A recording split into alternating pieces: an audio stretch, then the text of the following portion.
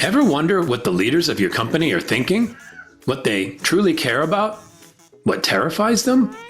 Our guest today on the DesuckifyWork Podcast has a pretty good idea. Amii Barnard Bahn has worked with hundreds of C-suite executives, helping them become more self-aware, more inspiring, and more in tune with the values that really matter to them and their organization. There's a lot of tension in the workplace right now, and the best execs are out there trying to figure out a way through. Others are stumbling and fumbling, often quite publicly. Amii and I talk about all of this and more during our conversation. We touch on the return to work mandates and how those choices are often driven by fear at the highest levels. We discuss the seemingly endless rounds of layoffs and what companies can do better, both in terms of process and how the layoffs are communicated.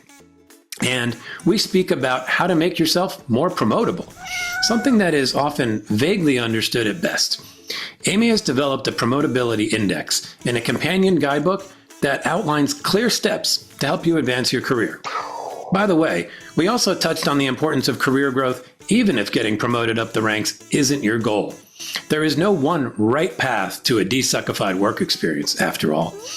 This episode is chock full of desuckification, thanks to Amii's brilliance.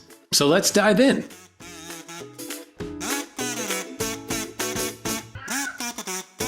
Okay, Amii Barnard Bahn, welcome to the DesuckifyWork Podcast. Thank you. I'm so happy to be here. I'm so happy to have you here and excited to see you with that lovely backdrop there. Very festive and creative and all that good stuff. So it's a good sign for the rest of the show. Awesome. Yeah. Well, before we dive in too deep to all the good stuff that you do, we want to give everybody a chance to just know who you are, what you do for work, and how you came to be doing it. Sure. So I am an attorney and recovering corporate executive. Currently, I help people get to the C-suite and be successful there in my coaching work. And then in my law work, I help companies do the right thing. I work as a partner for a compliance and ethics boutique law firm. I started out as a lawyer and then decided I wasn't happy with litigation because it was just, you were stuck with the facts and you couldn't help change anything for the better. You can in some areas, but not always. You're kind of stuck with what you got.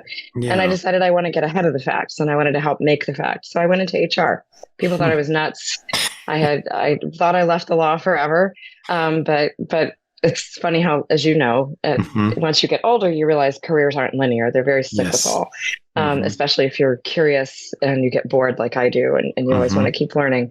And so I was in HR for about 11 years. And then I went into corporate, found that I really loved business, and I felt like I could be in a position to help people better there because, as you know, we spend so much of our lives at work. If I can help create the kind of work environment, either through HR work or compliance and ethics, which I then moved into, making sure companies were doing the right thing, handling investigations, having policies that worked for everybody, that kind of thing, and succession planning and career development and coaching, building teams, having the right organizational structure, all that was fascinating to me.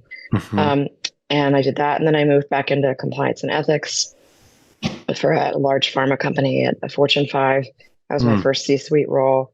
That was really exciting. And then I burned out a little bit after 5 years. My kids were young. I've always been a working mom. So I have two daughters. Yeah. We're now 18 and 22, just off at college now, both of them. Oh, nice. And then I went to a CAO job, a chief administrative officer role after teaching law school for a bit. And then was a CHRO and then decided I had kind of done everything I wanted to do in corporate. And I founded my own business. I went back to graduate school for coaching, became a certified coach, did that for about 7 years. And I still love doing that. And then a year ago, I joined as a partner at a law firm with a couple of people I'd known for years who are wonderful. And then, so now I get to do the larger systems work as well.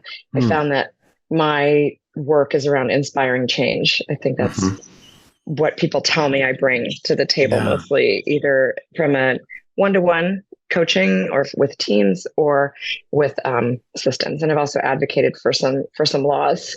And that's been fun too. So and then I write and speak and those are fun things too. So it's a nice variety now.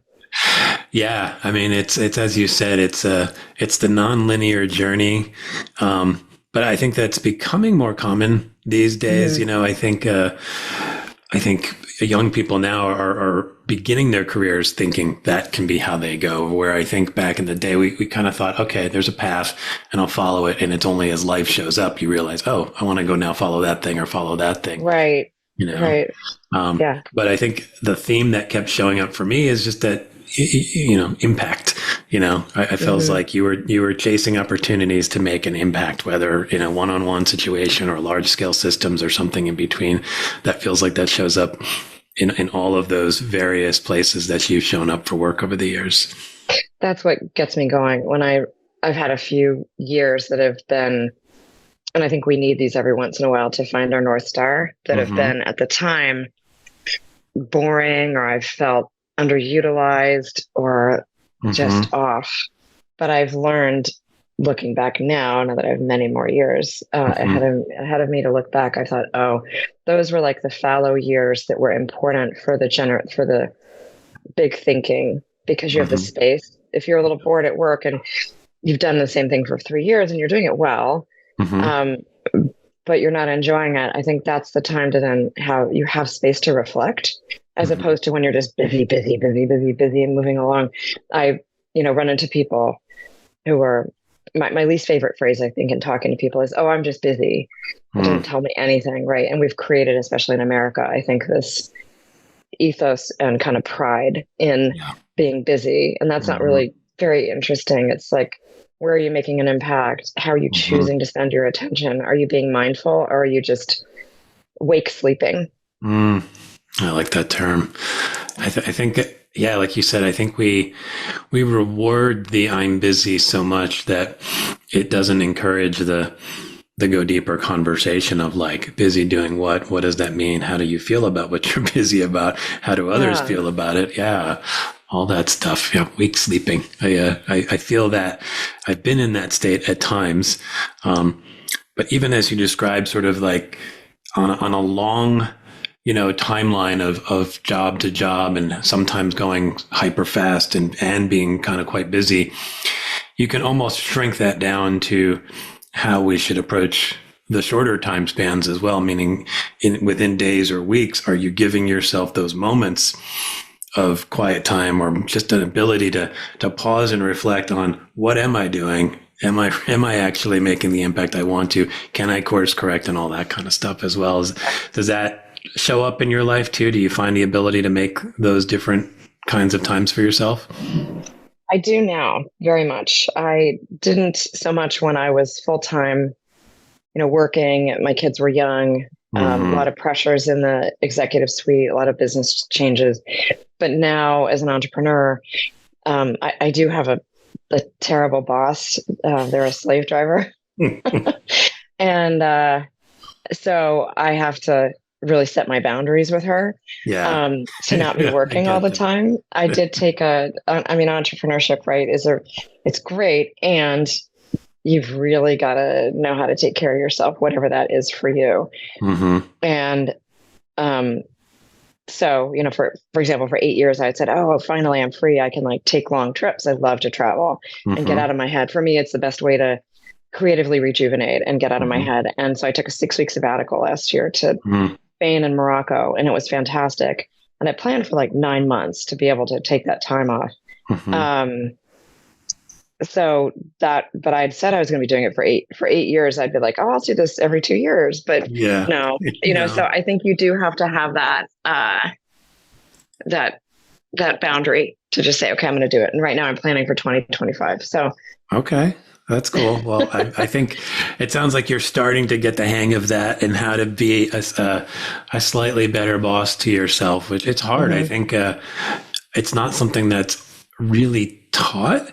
It kind of shows up in conversation as you talk to other folks who are in the same boat and doing, and maybe there's certain books that'll lean into it, but broadly, you just throw yourself into entrepreneurship and you have to figure it out, and you have to figure out how you can balance the I want to grow and build whatever the business is. I want to be able to put food on the table, some of the basics, and oh, by the way, I need to take care of myself, and I'm probably going to be a lot better at those other things if I do. Yeah. But Yeah.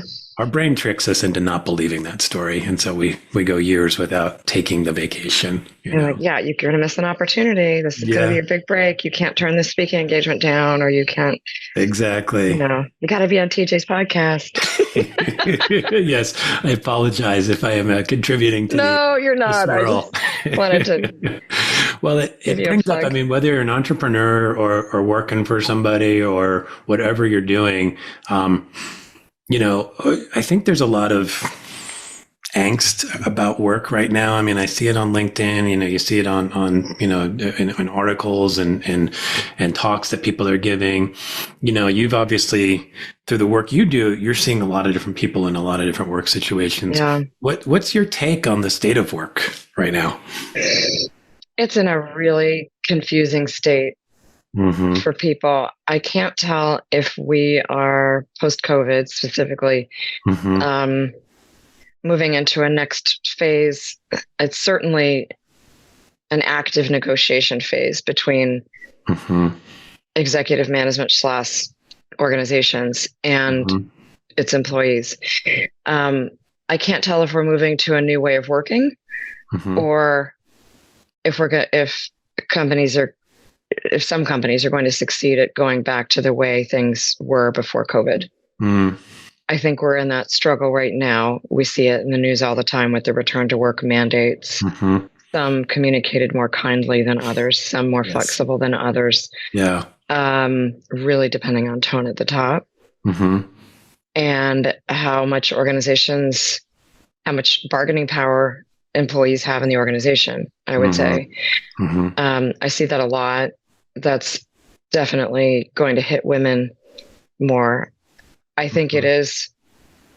it is a rough negotiation when you think of, employees shoving everybody off home, mm-hmm. either well-equipped or not, with, their computers and laptops and ergo setups, and maybe having no place to be. If you're in a tiny apartment in Hong Kong and you've got 3 kids, you don't have a lot of great working space versus mm-hmm. if you're out, in somewhere that's much more reasonable cost of living, and you have a house and you have an office. It's a very different situation. Mm-hmm. And you asked people to make it work for 4 years. And so they did, and they got used to it. They figured out their childcare if they needed it. They figured mm-hmm. out their work life. They got used to maybe no commute, kind of nice, mm-hmm. both for the environment and just for the wear and tear on the body and soul. Yeah. And now you're asking everybody, that was just temporary for 4 years, mm-hmm. It's enough time for patterns to get set. Right. And so now you're saying, well, now you need to come back. I mean, that's tough. For a lot of people. I'd say for people who want to be CEO or who want to be in the C-suite, they've always been willing to make the sacrifices to make it work. Mm-hmm. And that's great for the rest of us, because most organizations do need leaders that will do that. Mm-hmm. But for like that director to kind of, VP level, mm-hmm. that's an interesting time right now. And I think women are more packed, and we see this in the news. Women are potentially choosing to leave the workforce, which as a feminist and someone who advocates for equality, mm-hmm. is concerning to me, because we've made such good strides, and I get it. It is hard. And then there are many childcare centers that are supposed to be going out of business because the federal subsidies are ending. This is in America specifically. Yeah. Other countries may have better policies and things around this. But so those are some of the things I see. It's an ongoing question. And I've also never seen so much job transition as I do now. I facilitate some executive groups. Mm-hmm. And out of about 36 very senior executives, like SVP, just, either in the C-suite or just below, mm-hmm. half of them have changed jobs in the last year, either voluntarily or involuntarily. Yeah. Mm. That's a really high number in my experience. Yeah. Either there have been layoffs or they've decided this just, isn't working. So there is opportunity. Mm-hmm. That's the exciting thing, is there's so much turnover but then I worry about culture, mm-hmm. and consistency. And I'm a big believer that you really need to stay somewhere 3 to 5 years to learn and make enough of a difference, especially that director plus role where you have some some direct reports, you have some good initiatives, so you can lead change or make a change and then see if it sticks. And if something went wrong, what went wrong? What would you have done differently? That's how I learned. And I'm so grateful for it. I had these different kind of arcs in my career that I was unable to use. But if I was leaving, every year and a half, I might have gotten something done, but probably not deep. And I wouldn't have known like how it took and if it sustained later. I think you have to stay long enough to eat what you cook, And I don't think that, so whenever I'm talking to people in their 20s or 30s and with my own daughters, I really stress that. Like, okay, if it's a toxic work environment or you realize this is just not what I want to do, of course, leave. But if you're like, just, I don't know, feeling jumpy, like take a pause and just say, okay, what more could I learn by staying? Because I find the real gems of knowledge come around the third, fourth, fifth year. Yeah, I mean, there's a lot in all of that. I mean, I think starting with that idea of staying longer, I mean, it's interesting. I come from the advertising world where there's a lot of bouncing. It's kind of completely. Into it. Yeah. But I did have a few jobs where I stayed a little longer, and I get what you're saying. I think certain things show up over time based on the relationships and the trust you build. You see patterns either repeat or not. If you do have certain bigger objectives, beyond the projects you're working on, if you're trying to move a department in a certain direction, it can take a few cycles to really see if it's happening. So I think that's important. I also think this whole the negotiation thing you're talking about between, senior leadership and the employee population at large. I think on some level it's unfortunately just sort of necessary. It's sort of like creative destruction kind of happening in real time. But I do think some folks are doing it a lot more gracefully, as you said. And I think on TikTok or not. Exactly. Yeah. I mean, I think there's certainly some coaching that could be a benefit to some folks in terms of how they may or choose to handle this stuff. But I think what I think you're also bringing up is that it's not necessarily one size fits all, depending on where you are in the world, in the culture of your company, and the type of workers that you're trying to attract. Different needs are going to work. I think you can set that up differently, but I think the one thing that shows up for me that just needs to be baked in some way is flexibility. That you can define that in a lot of different ways, but you bring up the thing with women and particularly mothers. And I think I would go even maybe more broadly just to the idea of inclusion in general. There are so many populations of people for whom showing up 5 days a week in the office is just going to be a challenge, especially if there's zero flexibility in terms of when I can come in and come out and all that. And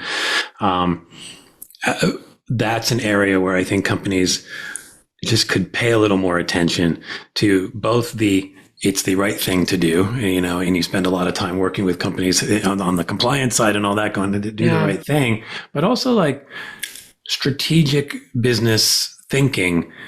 If you really want the best and brightest showing up in your organization, how can you create an environment where somebody who might not be able to show up for you precisely from 9 to 5 every day, the way, some percentage can, if you invite people in through different paths, how much more brain power you're getting, how much, more diversity of thought, of background, of opinion you might be getting. And I think there's some short-sightedness in just going, I just want it to be comfortable like it was back in 2019, versus let's take the best of what worked in the past and now let's layer in the best of what we've learned. I mean, do you see anybody kind of coming to terms with that? And if so, do you feel like some folks are doing a good job of blending those two things?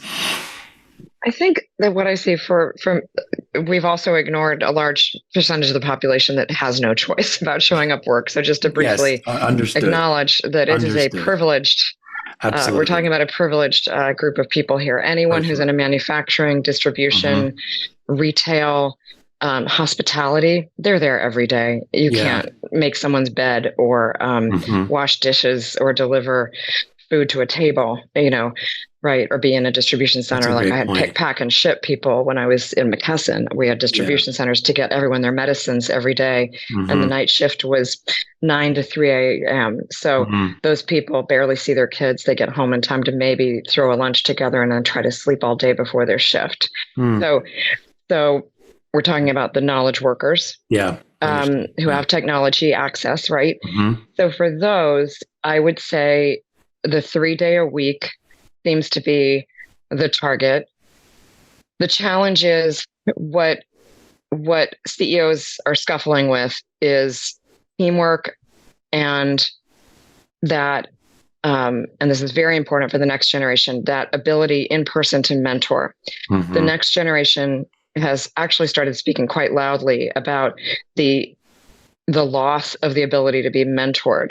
And that is huge. I can see that with my own daughters. They were struggling to find in-person internships. My daughter just got one last year for the first time. I mean, when you're 20, and you've grown up on social media, for God's sakes, you need, think of all the people that helped you. I mean, I know all the people that helped me do this, don't do that. Oh, can you, if you tweak it this way, that would have gone better. That informal mentoring is priceless, and it doesn't happen remotely is what we're finding. So there is something to being together and breaking down barriers and having those conversations. So, and we've seen that because global companies have retreats. Like they always had them, let's all get together in person. Let's break bread. Let's have a glass of wine. Let's work through our conflicts productively to make this business run better and enjoy ourselves, hopefully.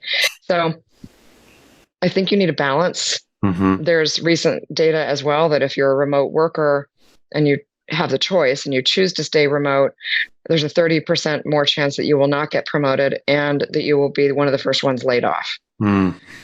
Rightly or wrongly. I'm not making a judgment on that. I think that's tricky. But it shows out of sight, out of mind. I was interviewed for the Wall Street Journal about a year ago around the new FaceTime rules at work. And my suggestion was find out when your boss is there and other stakeholders. Try to schedule your time in the office, which hopefully is flexible and you don't have to be there every day, but be smart about it. Like be there when they're there and have some of your one-on-ones in person, show you care.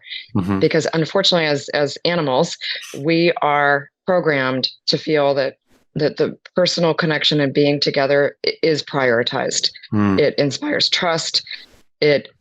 There's a perception you're working harder, even if you're not. So there are just some biases that are very hard to overcome. And I would say there's some real benefits to being together. So I see that struggle. I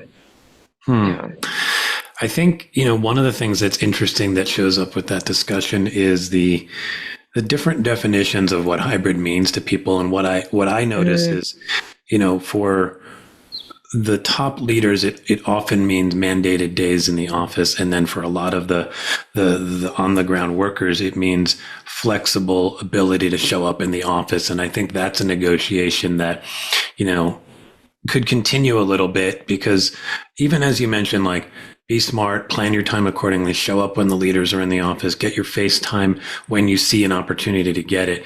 I think as leaders, there's an ability there's a fear that you just need to kind of like set it and can control it, but there can be value in empowering people and training them on, this new reality. How can you show up? If you're a really good manager or further up the chain, like talk to your people about these kinds of things. Like, okay, we've got a flexible hybrid setup. We kind of come in when we want. Occasionally there's a big meeting where we all need to show up, but here's some things I've learned, and I want to pass this along to you. And I think some of that kind of repetition and that kind of getting people to see how to show up in these environments, it's still raw right now, and we're sort of still baking it.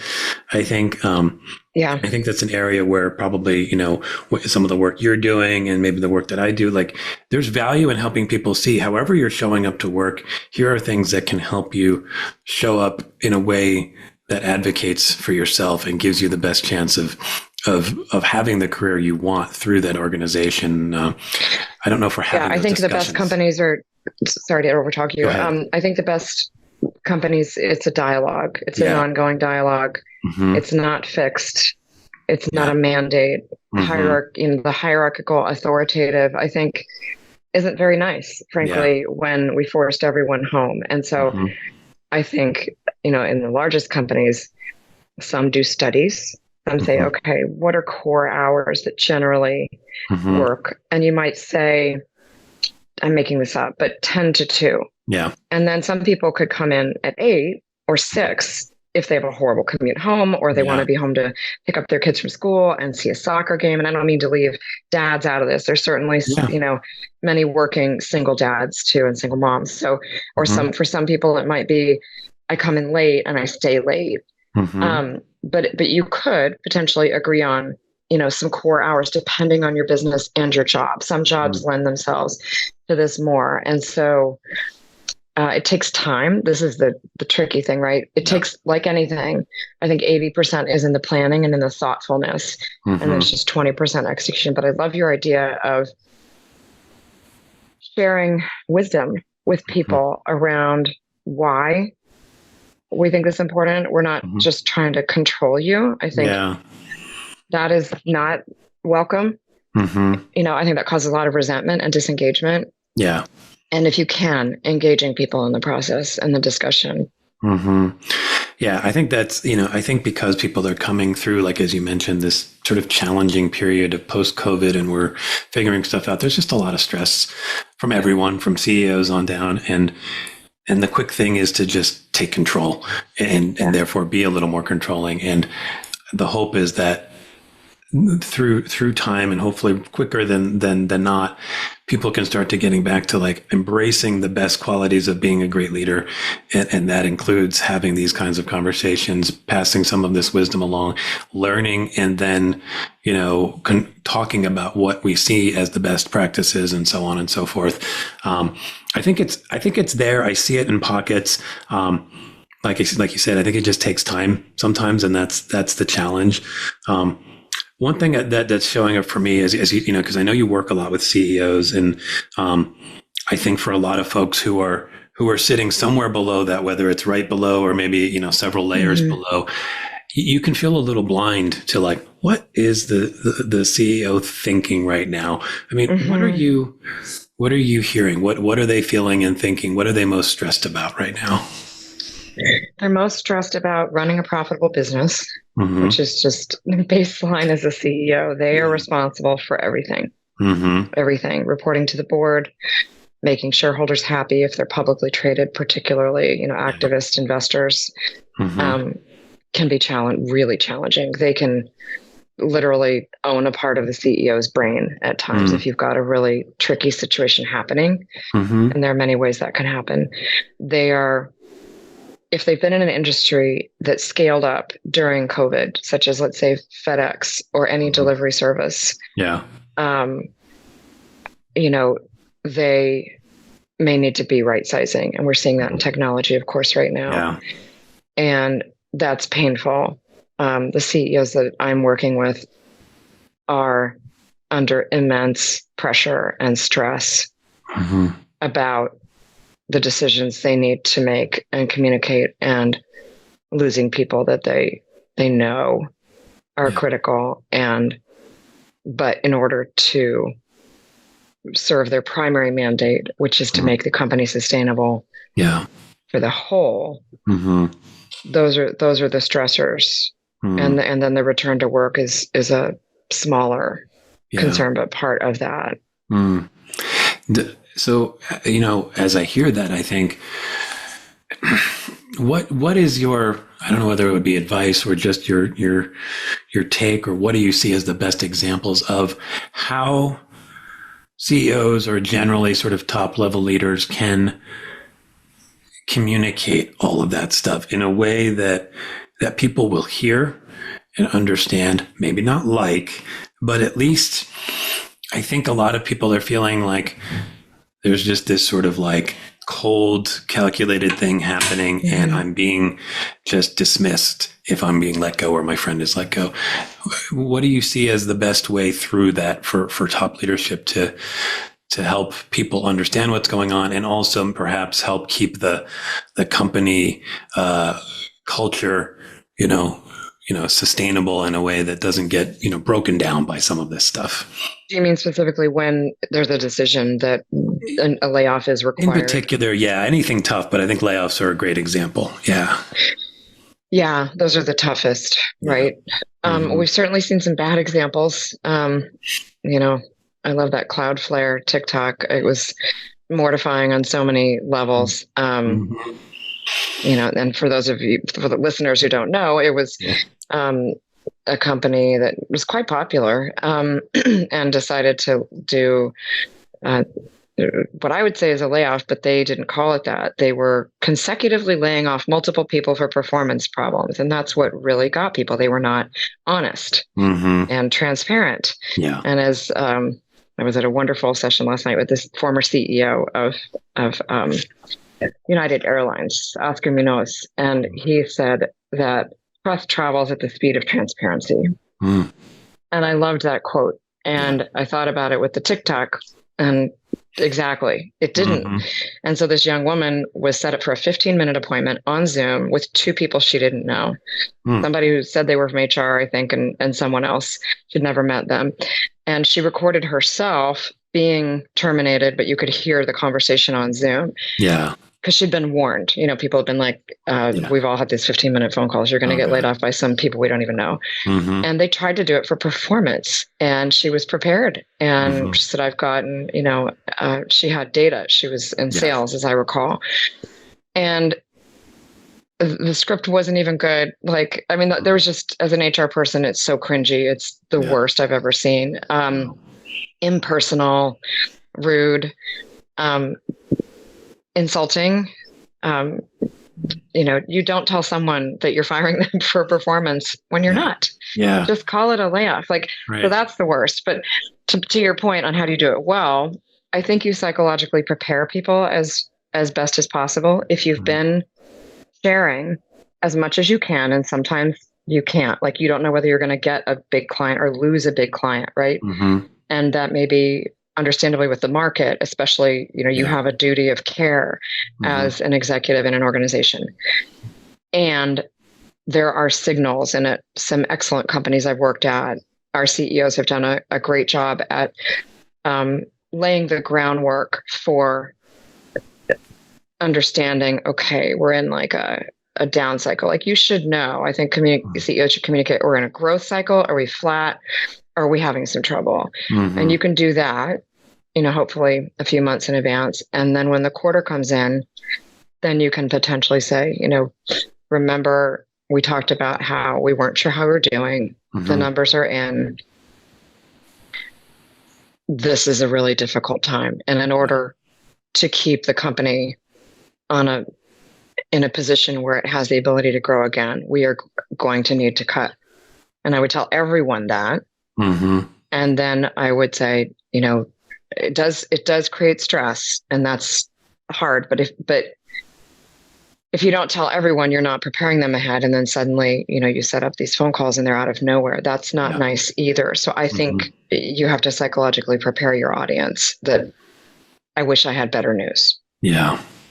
So you can take a beat, absorb it, like we were talking earlier, and then have someone that meet with you and explain why you. Is a function going away? Is a business line being sold? Do you hope to bring it back? I have a CEO right now who's having to make these changes. He was just told on a Saturday phone call they have to find $40 billion. Wow. So we're going through scenario planning, 4 different scenarios. And he's working with the CEO, and he's dreading it. He's like, is there anything we can do differently? There are creative things companies have done. Hubert Joly, who was the CEO of Best Buy, has one of the best examples of this. When they were facing a potential layoff, when they were not doing well, he looked at the numbers and he knew the business so well that he knew the breakage on huge TVs, these massive 90-inch TVs, right? You move those things, some of them break. Yeah. And he said, how about we don't move TVs anymore and we don't lay anyone off? And I was like, Yeah, there's my sound, and so they didn't have to lay anyone off. So Yeah. be creative, like look for it, right? Cut travel, of course, duh. Cut bonuses, freeze the executive salaries. I mean, Yes. that's just a gimme to me. No raises, no promotions. Okay. Yeah. Like think about, would you rather lose your colleagues or nobody gets a raise? I'd rather not lose my colleagues. Yeah. So, can't do it in all circumstances, but those are things I would think about.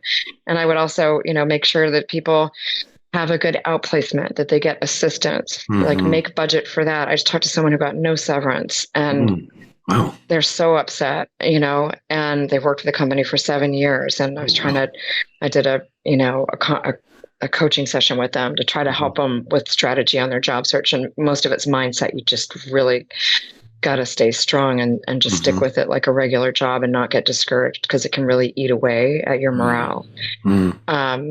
So those are some things I would suggest. And I would treat the exiting employees as customers and as though they're going to be coming back to you, and that you would ideally rehire them when you get back in a growth mode. Yeah. And that's not only important for your brand on the street, because how you treat people who are laid off, I think is really who you are. Yeah. That's really where the rubber hits the road in terms of those values you have up on the wall. That and who you promote and who you fire sends the biggest message to people who really know the company. And then the people that you keep, they're going to always be thinking, that could be me. How was my friend handled? Yeah. And that impacts their engagement and their morale. And so it just really has to be thought through and treating people kind and respectfully, even when it's a tough message. Yeah, there's a lot in there that I think could be at the very least, a really good article for how to handle, whether it's the layoffs, which obviously is the big one, but even just generally, how do you deal with the tough stuff? And I think, the idea of tapping into your creativity, you're a CEO, you probably got there by being pretty creative over the years and figuring some things out and recognizing that can show up there and as a way to think about this. I think, put it all on the table for yourself and see what works. You may still land on, the layoffs or at least some amount of that. But I would imagine as an employee of a company, if I feel that coming from leadership, and I know that leadership is exploring things, and maybe part of the package of stuff is some tough stuff that is beyond the layoffs, whether it is the pay freeze at certain levels. I know I've done that at times, taken, even a pay cut at times, knowing that that's what's best. Those kinds of things go a long way. And I love that line about treating the people that you would be laying off as customers, because I think total mindset shift right there. And you mentioned the idea that impact goes way beyond those people. Oh, they're your working brand. Yeah. How many people are they going to talk to you about what happened? 50? Yeah. Who tell other people? Yeah. And if it's a juicy, awful termination, that's going to really have legs. Oh yeah. And so you really want to be thoughtful around that. Yeah. Where in all of this, one of the things I focus on, in the realm of sort of culture and employee engagement, that's a thing I like to think about and talk to certain companies about. In your experience, where does the culture / employee engagement discussion fit into the priority of all this other stuff that we've been talking about? Interesting. I have a friend, Dan Pontefract, who just wrote a book saying, stop talking about employee engagement. And his book is called Work-Life Bloom.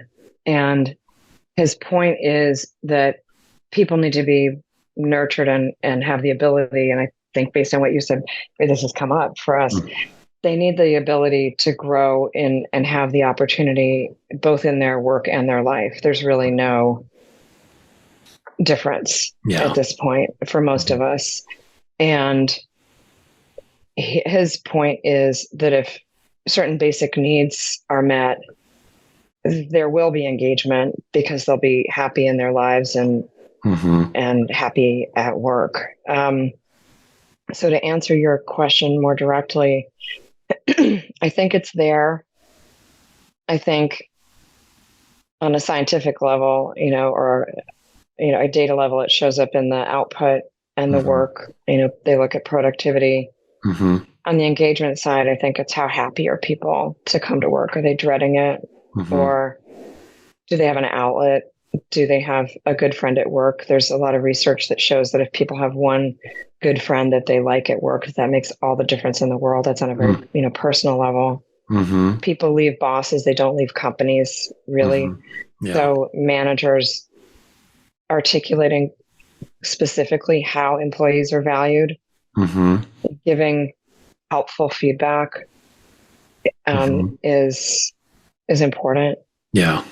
And a lot of managers, it's a skill, knowing how to give feedback. I'm getting ready to do a session next week on that for some leaders, and it does take practice. But it's one of the biggest callings of a manager in order to be able to grow people. It's such a privilege and a responsibility to lead people, and so knowing how to reach them and how to give them valuable feedback, if they're open to it, hopefully they're open to it and want to grow and get better. That's really a huge opportunity for engagement. So if I were a CEO, I would be making sure that people had career pathing discussions, that we had feed forward, which is what my mentor, Marshall Goldsmith, advocates, which is not focusing on the past, just saying, using data and saying, how can I support you in improving this? This is what I'm noticing. These are some concrete examples. You could be more effective in this area. Yeah. And, we value you. And so I want to help you grow in this area. So, and then give contemporaneous feedback on that. So that's why I wrote my book, The Promotability Index, which is, again, forward thinking. It's more, what can you be? What else is out there that might be holding you back and that you're willing to work on? As opposed, it's developmental as opposed to evaluative. I think managers are trained more to give evaluative feedback, which is to look backwards. What's your compensation going to be? Are we going to give you a raise? What's your title? All that kind of stuff. Are you going to get on that special project? Rather than the forward look. And as human beings, we're so much more motivated by a vision of the future. So if I'm a leader, I'm going to want to paint a vision of the future for you. Hey, if you can work on this and this, I'd be able to front face you to the executive team on that presentation. I'd like you to do the presentation I just did a year from now. What do you say? Or that kind of thing. Yeah. That's engagement to me, in addition to the personal level of hopefully having a work buddy. Yeah, I love the sort of two sides of it, right? There is sort of the just social realm of having a work buddy and feeling connected to the people around you, but then the very tangible sense of feeling supported in the workplace. And feedback is such a great example. And I like the term feed forward because I do think it immediately takes that, like, feedback just takes me back to school and my report card and all, like, the dread of, like, even if you're going to become a dirty word, unfortunately. You know, so you're just like, you're already shrinking when you hear the word feedback a little bit. So if it's going to be more developmentally focused and it's more about, okay, I know you have certain aspirations here or within your career more broadly. Here's what I think could help you move towards those. It's just such a different conversation for people. I think about most of the evaluation forms that I've worked with, and they're really glorified report cards. They really are. And just not just changing the lingo, but changing the systems and the tools you have to have those conversations, I think would go a long way. And I love, you have your book and you talk about this idea of being promotable.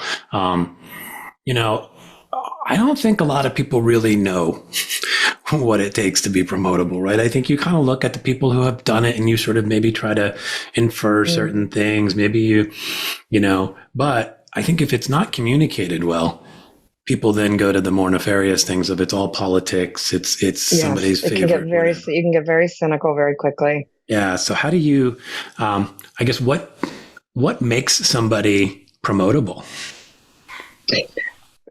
I would say at a healthy company where it's not all nepotism and who you know. And I think that we're getting away from that, Mm-hmm. whether it's because organizations are realizing they've got untapped talent, Mm-hmm. the push for making sure there's more diversity, representation, Mm-hmm. and frankly, some lawsuits, which tend to speed things along a little bit. Yes. So we can't ignore that. Yeah. And I've been a part of that too. So, um, I broke it. I tried to reverse engineer promotions to make it accessible to everyone. That was really important to me. And I included in my book, The Promotability Index. I created a free self-assessment for people. Awesome. Anybody can take it, see how they feel they're doing. It's intended to inspire ideas of things you'd be interested in working on. And there's 82 options. And then I wrote a guidebook to go along with it because it was COVID and I had time and I had the creative energy and people kept telling me I needed to create a helpful guide, not just questions pointing out what you need to work on, which is a good point. Yeah. So for $20, it's a pretty good, cool toolkit, whether you're sponsored or not. And the great thing is you can, get your results, you can work on them in the workbook, or if you really want to be powerful, you tell your manager, hey, I've taken this self-eval. I would love to see if my self-perceptions of what I'm good at and what I need to work on match yours. And then you can have a really deep conversation that's all forward. Yeah. So, they will be saying whether they think you have good presentation skills or how, well you may work with others, but it gives you an objective language. It's not personal. Yeah. And I think, managers have a hard time. Giving reviews is difficult. Have you've given reviews? Yes. Yeah. Okay. So, right. It's hard being on. How great is it when you're a manager and an employee comes to you voluntarily and says, will you give me feedback? Isn't that creating a psychologically safe space? Absolutely. For you to be more open? Don't you give them more info than you would in a review? Maybe it's that gray area where it's not a problem. You're not going to dock them for it, but you're like, ooh, like they could, but you might, give them the feedback. So I love trying to find ways to help make it safe for managers and employees to get the feedback they need. Yeah. And we know actually studies have been done too, that people of color and women don't get the tougher feedback they need to get ahead, which is a double whammy, right? Because it's already hard to get ahead potentially because of inherent bias.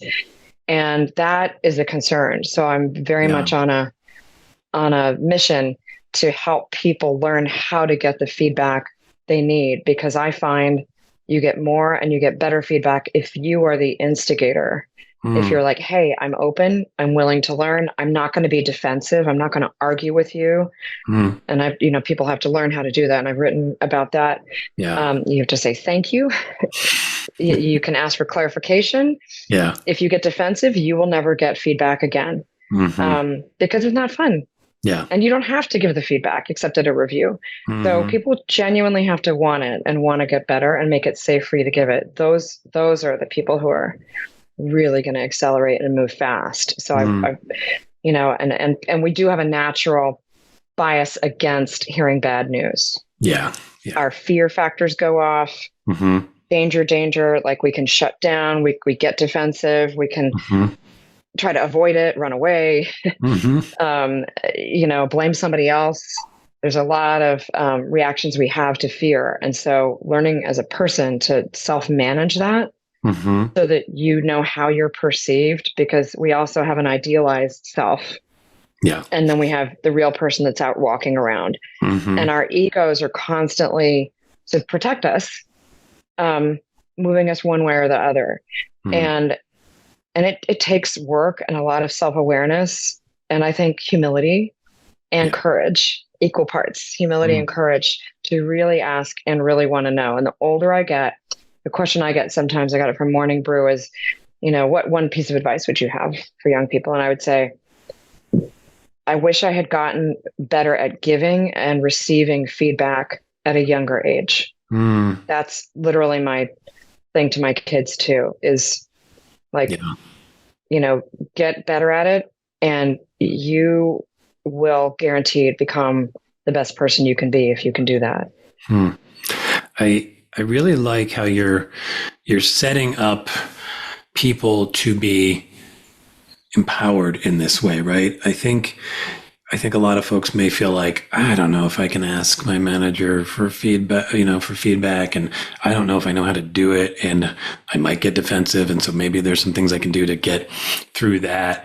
And I think, even as you said it, I started, thinking a little bit of like, I wish I had that mindset when I was younger, because Me too. How much you could just learn so much quicker, and you could just course correct in real time instead of waiting for that yearly thing, and then the yearly thing doesn't usually go as well anyway, because it does feel like a little more awkward versus just completely me showing up with curiosity and saying, what can I do to grow? Here's where I want to go. What can I do to help with that? Here's what I think of myself.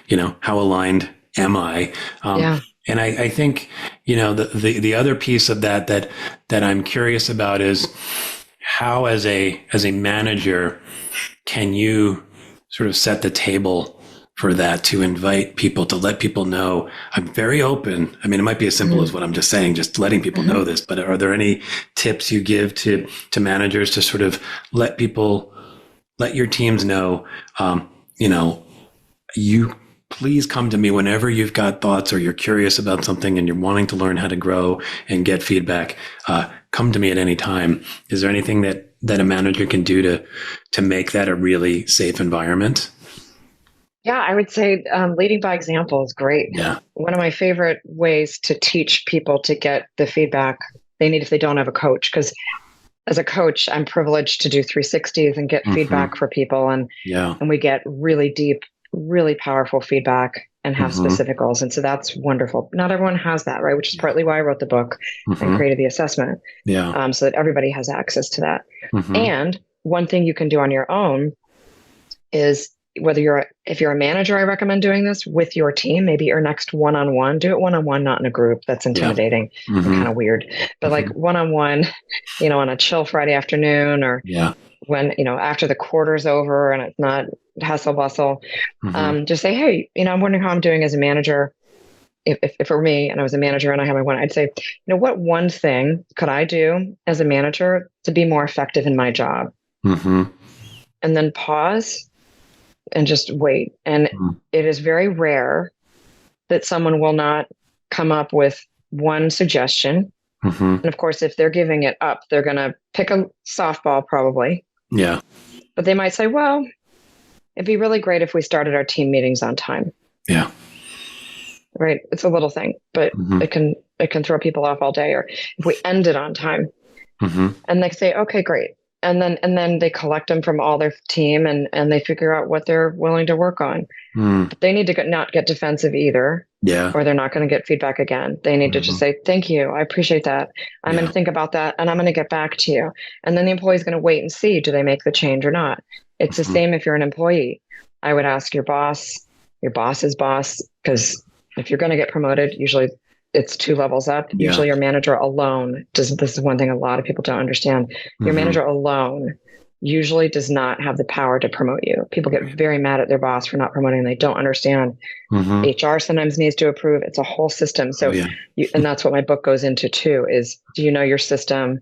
Are you getting the visibility you need over time? And I don't mean there's a right way to do it. There's a wrong way to do it. You can get the wrong kind of attention, right? By being me all the time. But there are smart ways to do it. Helping out on projects, asking to lead a cross-functional initiative, helping someone do their job better, getting a second sponsor outside your area, right? Because the higher you go, they circle the wagons and it's, do you know who this is? Like, oh yeah, they helped me out on a project, we did a great job. That kind of thing. That can be really powerful. I know we're talking about so much right now.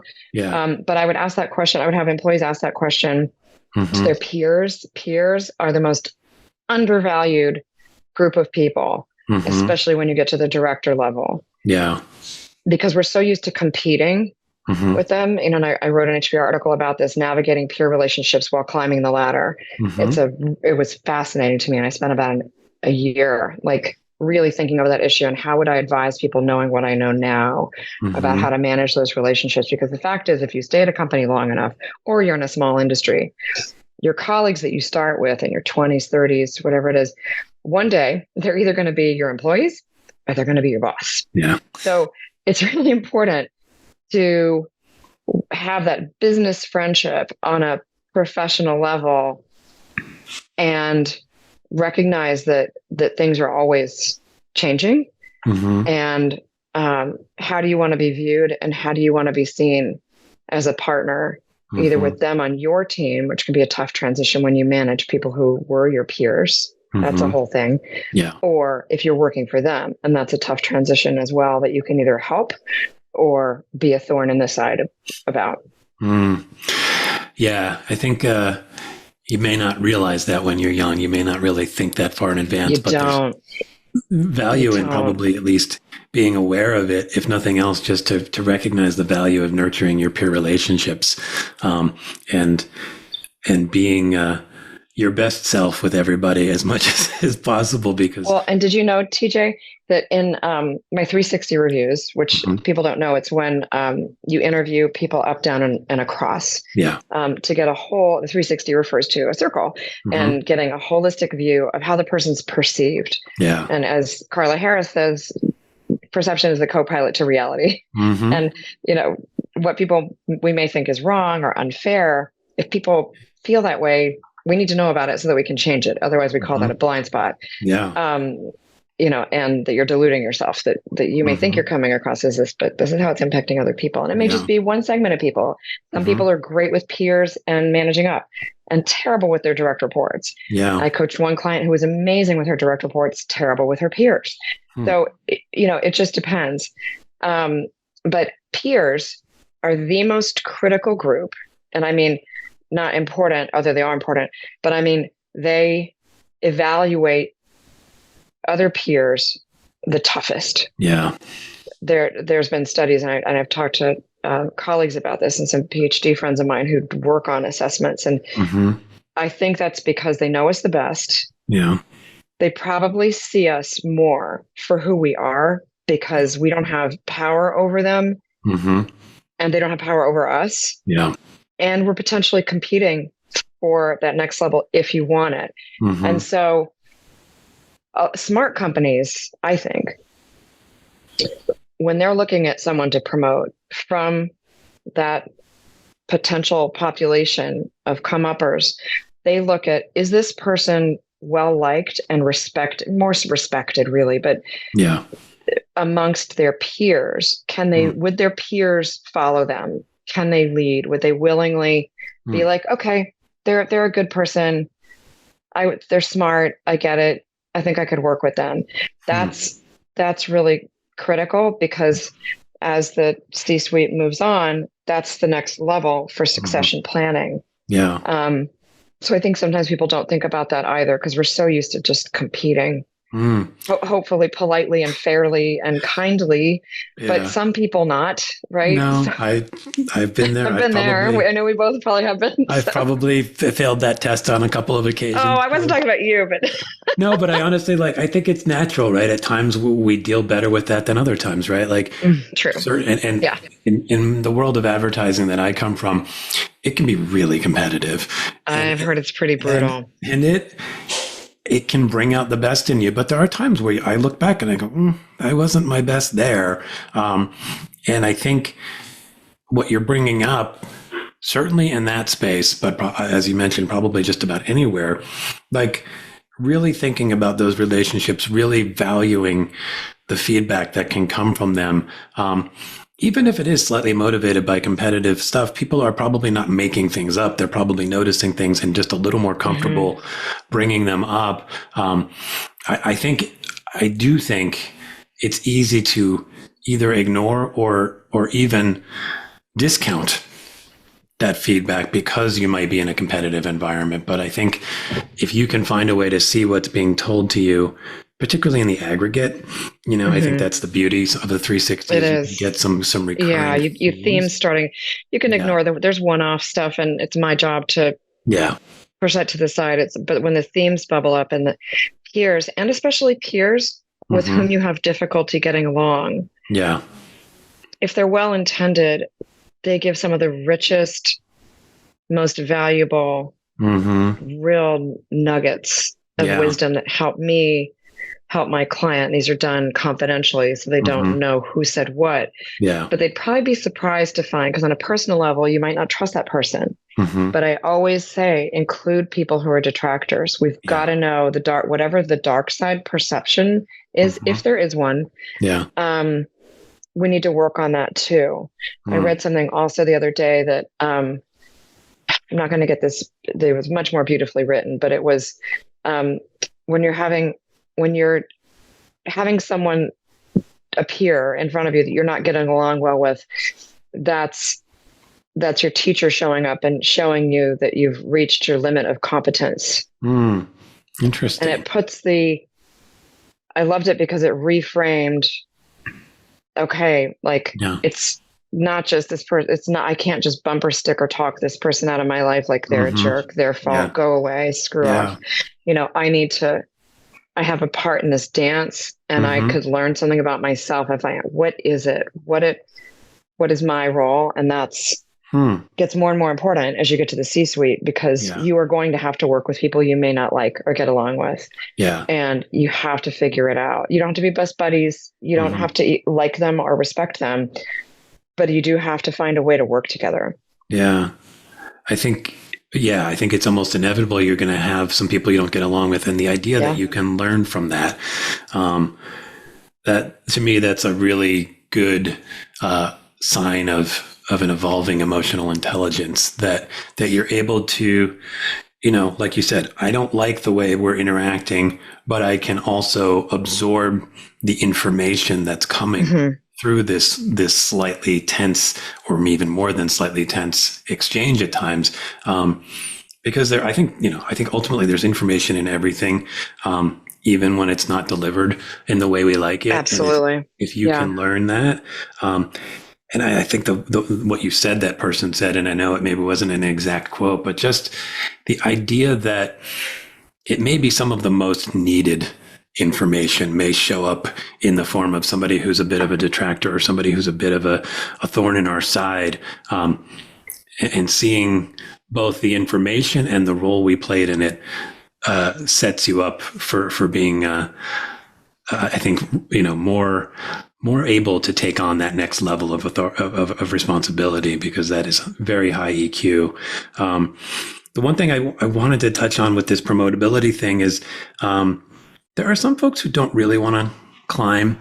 And this shows up a lot absolutely in advertising, because you have people, particularly like in the creative world that I come from, they're really good at copywriting, art directing, design, whatever it is. And they're not necessarily either interested in or don't feel they'll be all that great at leadership, but they want to grow, they want to learn, they want to continue doing that. Do you have any thoughts on how somebody can show up for themselves in that position and still find a path to growth? Definitely. It's great you bring that up, because it was a question when I was doing my book tour, and still when I do some master classes for people and companies.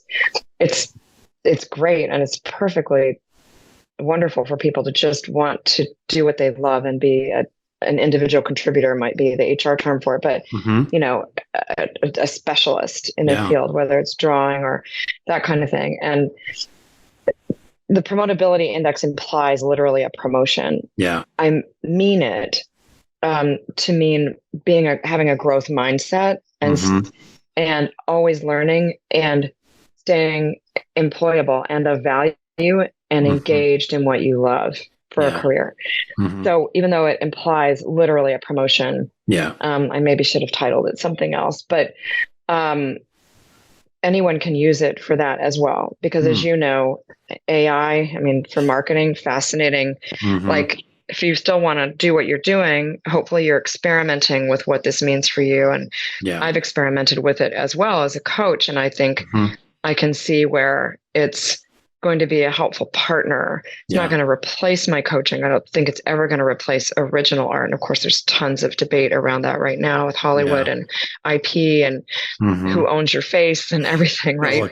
George Carlin, the special they created with AI, that was fascinating, right? Crazy. Fascinating to see how creators are either being protected or challenged by this. And So that would be an example of some people don't want to manage people, and it's tough. If you don't want to manage people, you should not. Yeah. It's hard. Yeah. It's really hard, and it's a huge responsibility. So I just want everyone to then be able to realize, okay, well, I can't just stay in my comfort zone. Like things are always changing. Yeah. They're always, I think, because we need to make meaning of life and have some stability as kind of a comfort blanket that we carry around with us every day. We speak from a framework that assumes things are stable, but the realities is that life, the planet, everything is actually always in chaos, and it's always shifting around us. We just decide it's safer to pretend that it's secure, right? And so I feel for any professional, you need to be thinking, again, whether, whatever you're doing, I think you need to be thinking, okay, what are potential impacts in the future to my role? How do I need to stay nimble? What new skills might I need to pick up on the side? What do I need to be kind of looking out for? My goal is so that everyone can be, fully realized and self-authenticating as a person, both in work and in life, because our work and our happiness, impacts our life. And I think we're all creators in some way at heart. That's what human beings do, right? We create. And so how can I keep creating in this world? Am I paying attention or am I, walk sleeping? So. Yeah. I mean, I think that's great advice. And I think there is this dance or balancing act between the security story that we need to tell ourselves, I'm okay and things aren't totally crazy. And I think I think we can't completely strip that away, but then there is the growth mindset, the world is kind of crazy. And is there some ability to get sort of a little more comfortable with the crazy and, develop the skills of learning and growth and adaptability so that when you do notice, you come out of your little cocoon and you look around and you go, oh my God, it's a little nuts right now, that you go, but I'm equipped for this. I've done this already. I've been through this, and this. Exactly. I can go through this again. In fact, it's part of what gets me excited and energized is to continue to figure out how to learn and grow through that. And in some weird way, there's safety and security in knowing that. So I think there's a blend here. And this certainly, as a coach myself, this is kind of at the crux of a lot of things for people, is like balancing that sense of like, I'm comfortable. I know what I do. I know who I am, and I want to grow, but that means I have to come outside. And what does that look like? Yeah. One of the best coaches I worked with, the late David Peterson, who founded the coaching program at Google, was a friend and colleague from the Marshall Goldsmith 100 coaches group that I'm involved with. He used to say there's no comfort in the learning zone, and there's no learning in the comfort zone. Yeah. Truth. Yeah. Yeah. You do have to kind of step out of your comfort zone to take a risk, to learn something new. And it's exciting. And also when we're learning, our brain synapses, if they do brain scans, literally light up. Whereas if we're just doing something we know and it's rote, like, how when you drive somewhere and you get there and you're like, I don't really remember driving here, that kind of thing. Your brain center is dark. Yeah. It's actually just dead because it already knows there's no new neural pathways that you're creating. And I think the longer that we live, and the more we stay active and, keep our brain alive, I just think it's a much more interesting way to spend our precious life here. Yeah, I would agree with that. And I believe there's even some studies that are showing that you just need to do that to keep the brain as healthy as it can be as you do get older, because it really is kind of a use it or lose it organ in some way, unfortunately. So another thing to just think about, it's going to reward us the more we allow ourselves to step into this slightly uncomfortable space at times.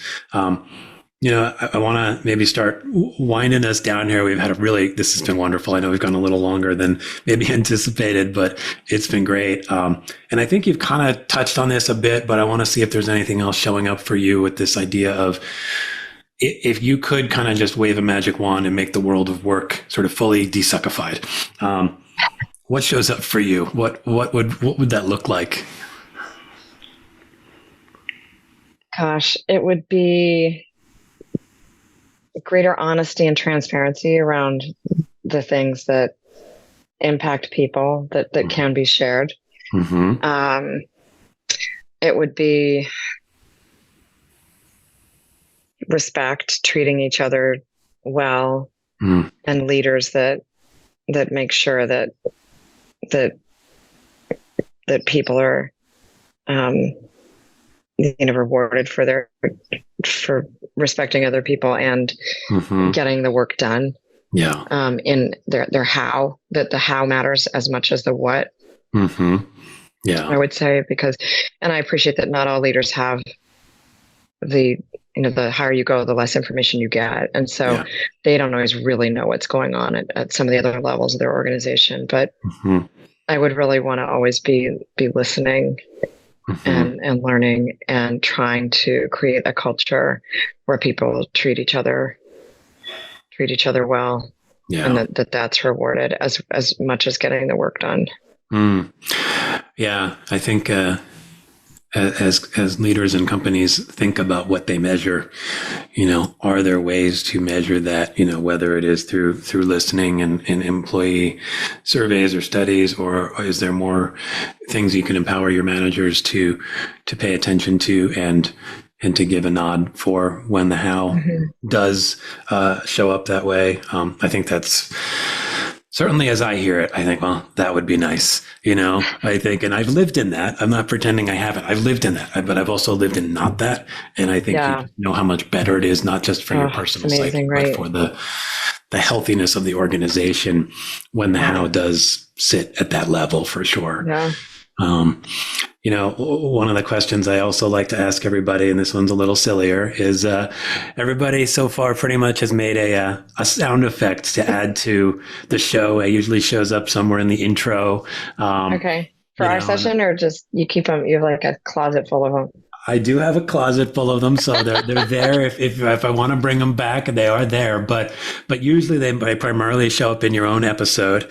Okay. And yeah. So do you have any desuckified sound effect that you're willing to share with us? Yeah. Mine would be not that one. That's from my phone. That would be when I have a big insight, or you find a solution to something and it's really exciting, and it would be something like, when you just feel like your brain is like, yes, this is it. I've got it. Yeah. So that would be it. Just because that's kind of how I feel when I'm like, I have a great insight for a client, or we figure out a nutty problem, or those are exciting moments. Well, I love that sound effect. I think in the best coaching scenarios, whether you're the coach or being coached, you love when you have those moments where it does just kind of like, oh, wow, I don't even know exactly where that came from, but somehow our conversation led us to that moment. It's sort of the aha moment on steroids. Yeah, it's great. And I think I love it. I know certainly when I've been coached, it just changes you. Suddenly you're walking in a different direction, and it's super cool. Well, speaking of coaching, and I know you do a lot of speaking and all this stuff. I'd love for people to have a way of finding you, and hopefully getting a chance to work with you. So what's the best way people can find you online? You would just go to barnardbahn.com. So it's BARNARDBAHN.com. And I have hundreds of resources, and the Promotability Index assessment that I mentioned, that's free, that's on there. And so that's the best place to reach me. There's information about my coaching and awesome. See there. Well, I think people will be happy when they get there. I've definitely spent a good amount of time on your site. It's really cool. There's so much, like, good information just on the surface already. And then there's places where you can dive and go deeper and see some of your speaking and all this stuff. And it's really wonderful. Do you spend time on LinkedIn as well, or? I do. LinkedIn is, so I'm happy for people to reach out and connect on LinkedIn. Just tell me that you listen to TJ's and my show, and I would love to connect. So that's my main media source. I've pretty much written off Twitter. And as of a lot of people, I'm not on Facebook as much anymore either. So I really focus on LinkedIn. Yeah, I think it's become a pretty good home for a lot of us. A lot of good discussions happen there. Yeah, it's the most good connections, substantive and and professional and thoughtful. And I like that. I agree. Well, Amii, this has been wonderful. I really appreciate you taking the time. I feel like I've had at least a few of those moments as we've talked, just hearing some of the things. I'm excited to kind of dig into some of that stuff more. I hope our listeners and viewers feel the same. And I hope you have a good rest of your week, and look forward to just staying in touch. Thank you. Thanks so much for inviting me. Of course. All right. We'll talk soon. Bye-bye. Thanks, everyone, for tuning in to the DesuckifyWork Podcast. And thanks to Amii for bringing deep insight and a wealth of wisdom to the show. You can follow Amii on LinkedIn, and you should absolutely check out her site at barnardbahn.com to learn more about her coaching, speaking, and consulting expertise. Speaking of expertise, I also know a thing or three, and you can learn more about it at thepuddingfactory.net. If you want to know more about the 1 or 3 things I know, let's set up a free 30-minute What the Heck is Coaching All About call. Bye, everyone.